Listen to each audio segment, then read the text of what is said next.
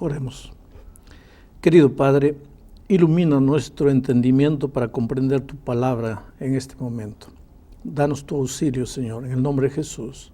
Amén. El tema de nuestro estudio hoy es el santuario. Es un tema increíblemente desconocido en el mundo cristiano, porque todos los cristianos han escuchado hablar del santuario de Israel en la tierra, pero poca gente alguna vez se ha puesto a pensar que en el cielo también existe un santuario literal. Cuando nosotros decimos que existe un santuario en el cielo, muchos cristianos se preguntan, ¿qué? ¿De dónde sacas esa idea? Y sin embargo, esa idea es bíblica. Les quiero leer Hebreos capítulo 9, versículo 24, dice así: porque no entró Cristo en el santuario hecho de mano, figura del verdadero, sino en el cielo mismo, para presentarse ahora por nosotros ante Dios. Aquí este versículo está diciendo claramente que existe un santuario en el cielo y que Cristo entró en ese santuario celestial. Aquí en el capítulo 8, versículo 1, dice: ahora bien, el punto principal de lo que venimos diciendo es que tenemos un tal sumo sacerdote, el cual se sentó a la diestra del trono de la majestad en los cielos, ministro del santuario y de aquel verdadero tabernáculo que levantó el Señor y no el hombre. Hay un santuario en el cielo que fue construido por Dios, no por el hombre. Muy bien. Ahora, Dios le dio una orden a Moisés, una orden que Moisés llevó para Israel. ¿Cuál es esa orden? Aquí, en el libro de Éxodo, capítulo 25, versículo 8, encontramos la orden, dice así: y harán un santuario para mí, y habitaré en medio de ellos. Harán un santuario para mí, y habitaré en medio de ellos. Quiere decir que el propósito del santuario, el santuario tiene por lo menos dos propósitos. El primer propósito es que Dios habite con sus hijos. Cuando Dios le dice a Moisés, me harán un santuario y yo habitaré en medio de ellos, estaba diciendo, el santuario es el lugar donde yo quiero convivir con mis hijos.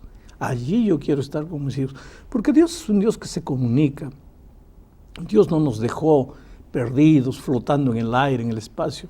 Dios se interesa, Dios quiere estar a nuestro lado, Dios quiere estar con nosotros, y por algún motivo escogió su santuario para que nosotros nos encontremos con Él. Es por eso que a veces yo me preocupo cuando un cristiano sincero dice así: yo amo a Dios, yo amo a Jesús con todo mi corazón, pero no necesito ir a la iglesia. Y sin embargo, de acuerdo con esto, es en el santuario que Dios quiere encontrarse. Claro que Dios puede encontrarse con sus hijos en cualquier lugar. Dios es Dios, no está limitado por paredes. Pero por algún motivo, Él quiere encontrarse en el santuario con sus hijos. Ahora, ¿cómo debería ser el santuario que Israel debería construir? En el mismo capítulo 25, el versículo 40, Dios le dice a Moisés: mira, hazlo conforme al modelo que te ha sido mostrado en el monte. Hazlo conforme al modelo que te ha sido mostrado en el monte.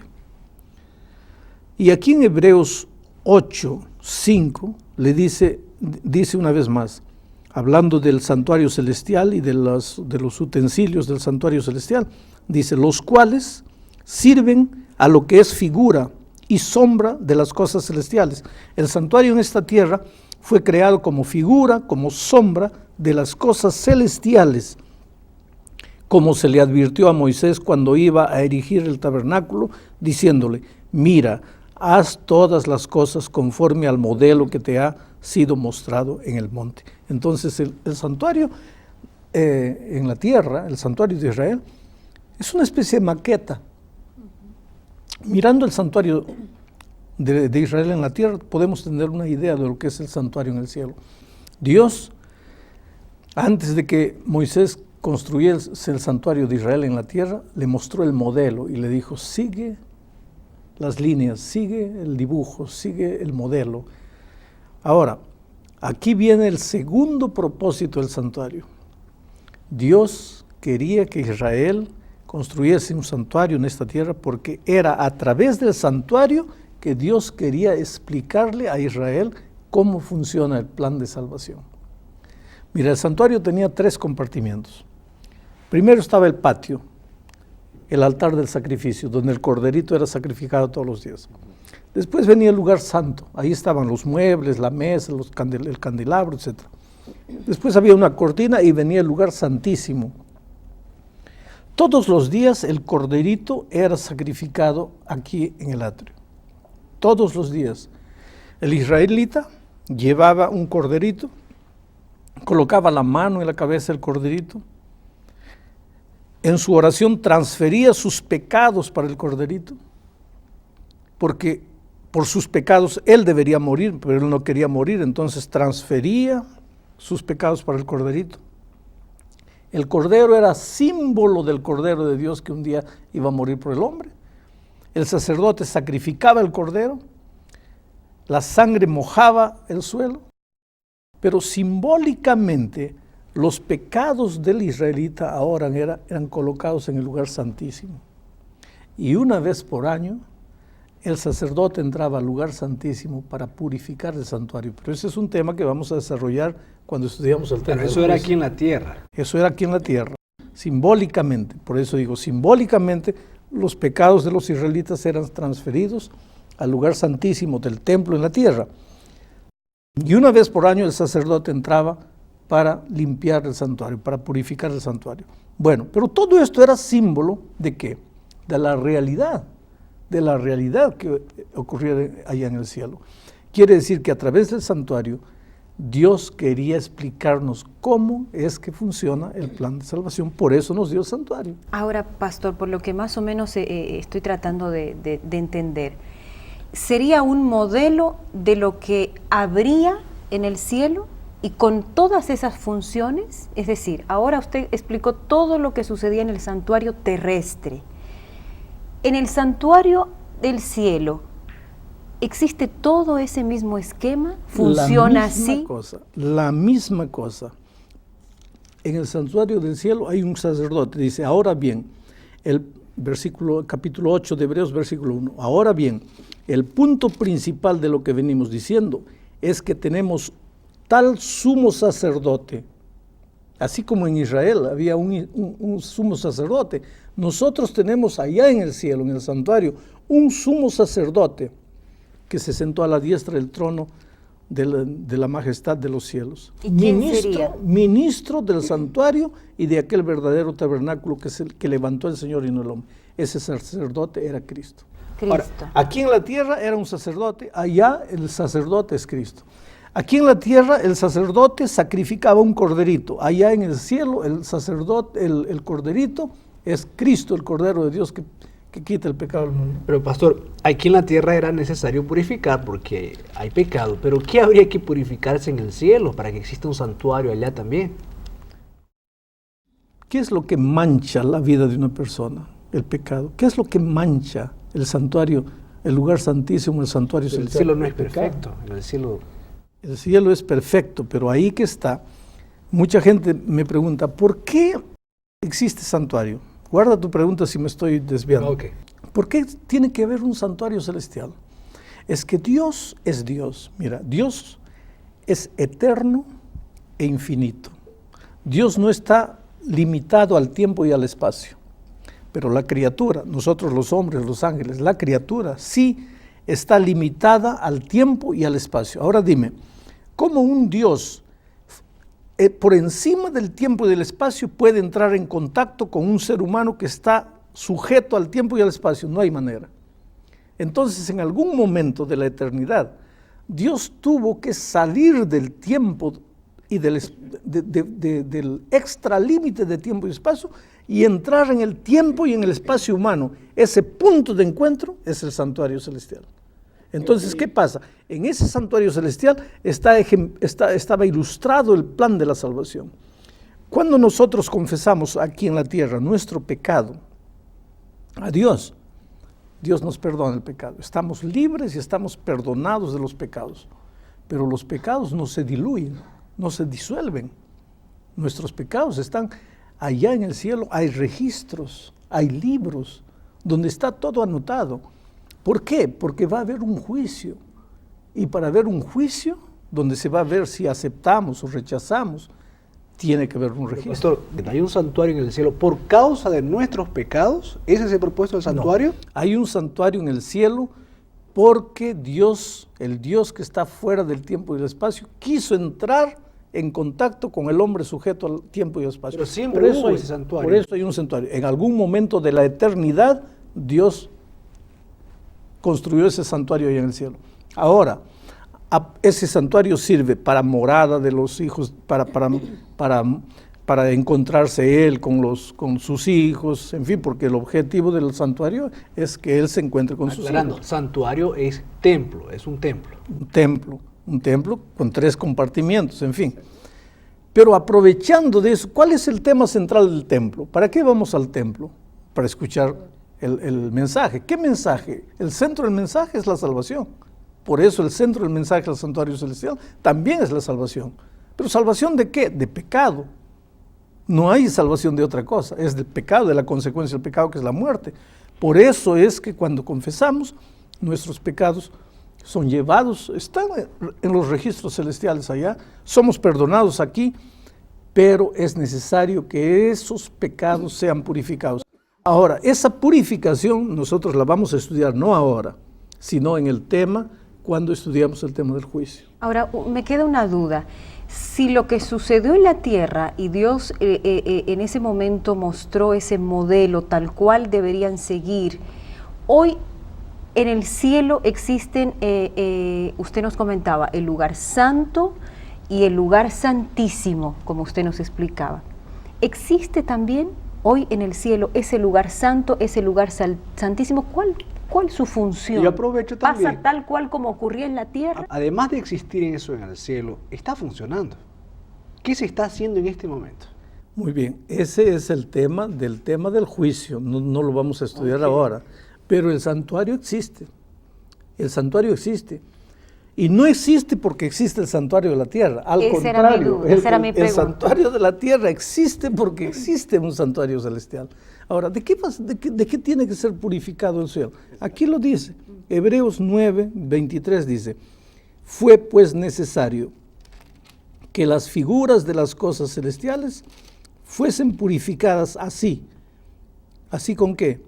Con la sangre del cordero, de los animales, pero las cosas celestiales mismas tienen que ser purificadas con mejores sacrificios que esos. ¿Por qué? ¿Porque hay mal en el cielo? ¿Hubo mal en el cielo? Porque hemos pecado, y te digo, nuestros pecados están registrados en los libros allá. Y el propio Satanás ya no puede ser purificado. Él que vino de los cielos, que fue un ángel de luz. Si él quisiera, podría ser purificado, pero el diablo, ¿qué pasa? Él llegó a un punto en que no quiere ser perdonado. Él llegó a un punto en que él no reconoce que está equivocado. Y la primera condición para ser perdonado es aceptar que estás en pecado, pedir perdón. El diablo no va a pedir perdón nunca.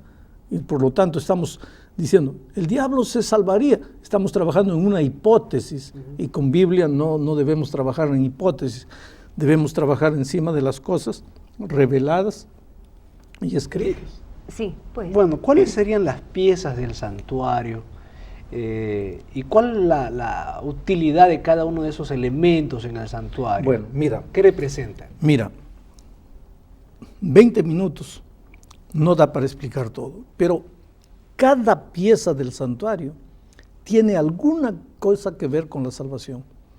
Inclusive lo que hay en el lugar santísimo, porque en el lugar santísimo está el arca, y dentro del arca estaban las tablas de la ley de Dios. Quiere decir que el hecho de que las tablas de la ley de Dios estaban en el arca eran el mensaje divino diciendo, la salvación no excluye la obediencia a la ley de Dios. No es la ley que te salva, es la sangre del Cordero que te salva. Pero la salvación no excluye, no saca fuera la ley de Dios. Por eso la ley de Dios está dentro del arca del testimonio, allá en el lugar santísimo. Ahora, simbólicamente, cuando ese corderito, como usted nos decía, era muerto, y simbólicamente la sangre de ese corderito limpiaba los pecados, tenemos que entender y llevarlo a ese paralelo. Jesús, la sangre de Jesús, es como si aquel corderito simbolizaba Cristo y luego el sacrificio en la cruz. Dice Hebreos 9:25, a partir del versículo 23, dice así: fue pues necesario que las figuras de las cosas celestiales fuesen purificadas así, pero las cosas celestiales mismas con mejores sacrificios que estos. Porque no entró Cristo en el santuario hecho de mano, figura del verdadero, sino en el cielo mismo, para presentarse ahora por nosotros ante Dios, y no para ofrecerse muchas veces, como entra el sumo sacerdote en el lugar santísimo cada año con sangre ajena. De otra manera, le hubiera sido necesario a Jesús padecer muchas veces desde el principio del mundo. Pero ahora, en la consumación de los siglos, se presentó una vez para siempre por el sacrificio de sí mismo para quitar de en medio el pecado.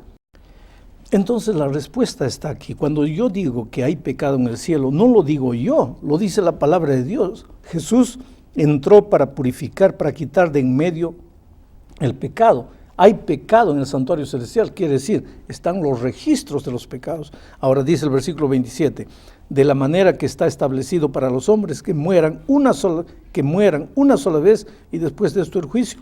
Así también Cristo fue ofrecido una sola vez para llevar los pecados de muchos. En la tierra, el sacerdote tenía que hacer sacrificio todos los días, porque eran sacrificios imperfectos.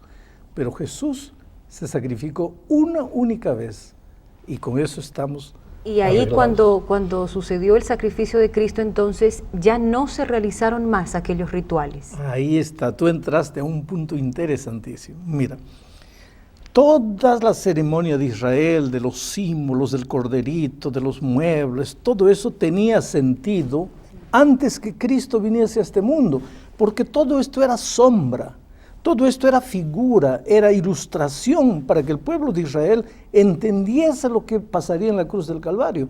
Pero cuando Jesús vino a este mundo, ya no tenía más sentido, por eso todas las leyes ceremoniales desaparecieron. Por eso ya no ofrecemos más sacrificios, por eso ya no sacrificamos corderitos, porque el Cordero de Dios ya entregó su vida por nosotros en la cruz del Calvario. Usted dijo al comienzo así, el santuario es un tema poco conocido. ¿Por qué es poco conocido por el mundo? ¿Por qué la gente no le da la importancia que se merece? Porque todo esto que estamos hablando es muy interesante. Pero nadie le da mucha importancia. Tal vez porque el enemigo de Dios no quiere que entendamos el plan maravilloso de la salvación. Porque el enemigo piensa que basta decir, estoy perdonado, ya estoy perdonado. Pero cuando vemos el tema del santuario, vemos que el perdón divino es mucho más complejo que decir, estoy perdonado, ¿no? Porque yo confesé mi pecado, pedí perdón a Dios, pero hay un abogado mío allá en el cielo intercediendo por mí, ofreciendo su sangre delante del Padre. Y yo tengo que aplicar, quiere decir, yo tengo que tomar una decisión personal. Entonces, pastor, déjeme entender. Aquel cordero simbolizaría a Cristo. Aquel sacerdote también simbolizaría a Cristo. Cristo es nuestro sustituto, el cordero. Sí. Cristo es nuestro sacerdote. Cristo es nuestro abogado. Y de cierta manera, Cristo es nuestro juez. Entonces, Él cumple las tres Él funciones. cumple todas las funciones. Él es nuestro Redentor, nuestro Salvador, en todos los sentidos.